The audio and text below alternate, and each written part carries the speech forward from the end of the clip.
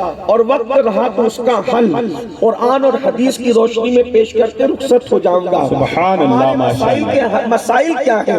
مثال کے طور پر کوئی بندہ روزی روٹی کو لے کر کے پریشان ہے، کسی کا یہ حال ہے مولانا روزی کا معاملہ بہت زیادہ دکھی کرتا ہے، اس کے لیے کوئی بندہ کسی کے پاس تعویذ لینے کے لیے جا رہا ہے کہ میری روزی کا مسئلہ حل ہو جائے، کوئی بندہ چاہتا ہے کہ روزی روٹی کے مسائل حل ہو جائے، کسی کے پاس خود کا مکان نہیں ہے، مکان کے لیے بے چین اور بے قرار ہے، کسی کی بہن 30-35 سال کی ہو چکی ہے، اس کو اچھا رشتہ نہیں آتا، ایک بھائی روتے ہوئے کبھی کسی عامل کے پاس، کبھی کسی عالم کے پاس، کبھی مسجد کے اندر، کبھی کہیں گڑ گڑا رہا ہے کہ میری بہن کو اچھا رشتہ آ جائے۔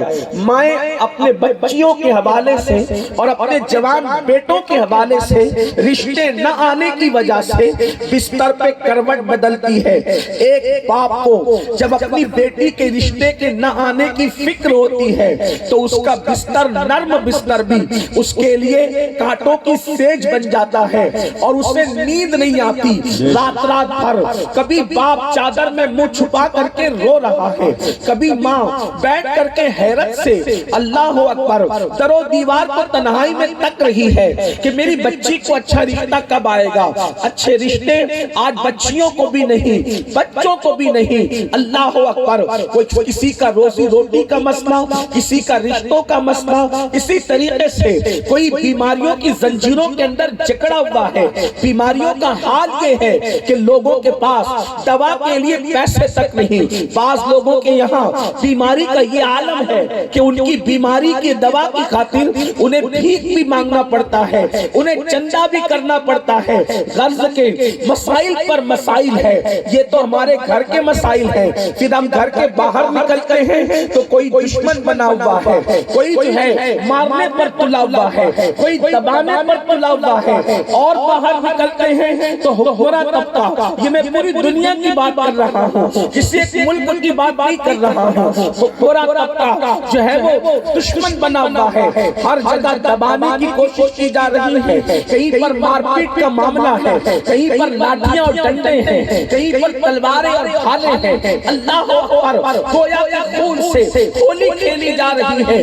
ایک مسئلہ ہو تو اس کا ذکر کیا جائے، یہاں تو مسائل کا انبار ہے۔ اب آپ سے پوچھنا چاہتا ہوں یہ مسائل کیوں ہیں؟ تو ہم کہتے ہیں مولانا ایسا ہو گیا تو ایسا ہو گیا، ایسا ہو گیا تو ایسا ہو گیا، ایسا ہو گیا تو ایسا ہو گیا، یعنی کہ ہم اپنے جرائم کو قبول کرنے کے لیے تیار نہیں، ہم خود اپنے مسائل کے تدارک کے لیے تیار نہیں۔ آج کے اپنی ہر معاملے کو دوسروں کے سر ڈالنے والوں، اپنے مولا سے تو پوچھو مولا یہ مسائل کیوں ہیں اور ان مسائل کا حل کیا ہے؟ تو آج کے اللہ اکبر دل کے کانوں سے سننا، میں بہت دیر تک گفتگو نہیں کروں گا، حضرت کے آنے تک بات ہوگی، لیکن آپ سب کی بالخصوص میری قوم کے جوانوں کی توجہ چاہتا ہوں۔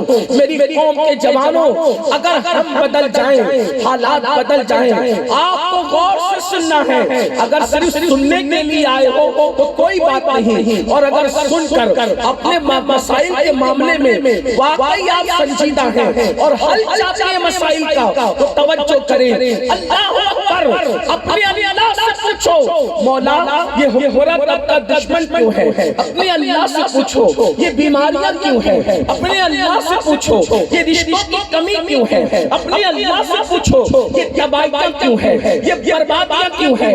یہ لٹتے ہوئے آبروئے، یہ اٹھتے ہوئے جنازے، یہ سسکتی ہوئی لاشیں، یہ تڑپتے ہوئے لاشیں، یہ اٹھتا ہوا گھروں سے جو دھواں ہے، یہ اٹھتے ہوئے گھروں کے جو دھویں ہیں، گھروں پر اللہ اکبر جو تباہیاں مچ رہی ہے، گھروں کو جو زمین بوس کرنے کی کوشش کی جا رہی ہے، جو گھر سے بے گھر کرنے کی کوشش کی جا رہی ہے، آخر یہ کیوں ہے؟ تو میرے اللہ کی طرف سے آج سے 1450 سال پہلے جواب تو آ گیا ہے، لیکن اس جواب پر ہم نے توجہ نہیں دی۔ اخبارات کی خبروں پر توجہ ہے، لیکن مصطفیٰ جان رحمت پر نازل ہونے والے قرآن کی خبروں پر ہماری کوئی توجہ نہیں ہے. اگر کوئی کہتے کہ یہ کرو گے تو یہ ہوگا، اللہ اکبر، تو انسان بہت سنجیدگی سے لیتا ہے. لیکن اللہ کا قرآن کہتے کہ یہ کرو گے تو یہ ہوگا.